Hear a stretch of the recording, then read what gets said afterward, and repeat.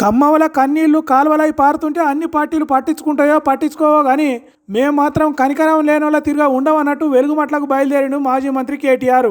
గులాబీ లీడర్ వస్తున్నాడని తెలుసుడే ఆలస్యం. ఖమ్మం ఆర్డీఓ నరసింహారావును మెట్పల్లికి బదిలీ చేసింది సర్కారు. మరి అంత భయం ఎందుకో ఏమో కానీ కేటీఆర్ వెలుగుమట్లకు పోగానే జనాల ఏడుపులు ఆర్తనాదాలు ఆదుకొమ్మని అడిగే పిలుపులే ఎటు దిక్కు చూసినా. అన్నా కేటీఆర్ అన్న మమ్ములను ఈ సర్కారు అరిగోస పెడుతున్నది. కాన్పైన బాలింతలను బజారులో పడేసింది.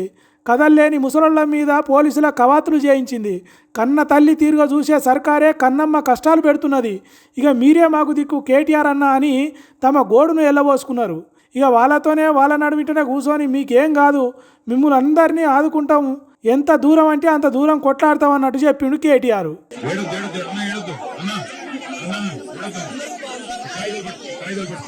ఈ కాయిదాలే అవసరం. నాగరాజు మీ అందరికీ నా ప్రార్థన, మీ అందరితో మీ దగ్గర అన్ని కాయిదాలు ఉన్నాయి. మీకు ప్రభుత్వమే ఇచ్చిన పట్టాలు, భూదాన్ బోర్డు ఇచ్చిన పట్టాలు, భూదాన్ అంటే ప్రభుత్వమే ఇచ్చిన పట్టాలు మీ కాడ ఉన్నాయి. ఉత్తగా కొట్లాడుడే కాదు, కొత్త ఇండ్లు కట్టించి గృహప్రవేశాలు కూడా చేయించే బాధ్యత మాదని కొండంత ధైర్యాన్ని ఇచ్చిండు. ఇందిరమ్మ రాజ్యం ఇందిరమ్మ రాజ్యం అన్నారు.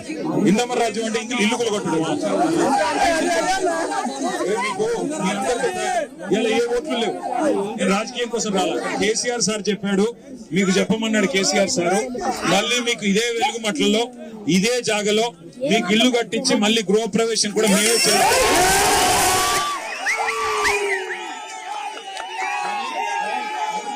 అన్ని తీర్ల కాయిదాలు, పట్టాలు, కరెంటు బిల్లులు, గ్యాస్ బిల్లులు ఉన్నాక కూడా సామాన్య జనాన్ని ఇంత తిప్పలబెట్టుడు రేవంత్ రెడ్డి ఒక్కనికే చెల్లుతుంది. అయినా ఇడిచిపెట్టేది లేదు. ఎంతవరకు అయితే అంతవరకు కోర్టులలో కొట్లాడతాం.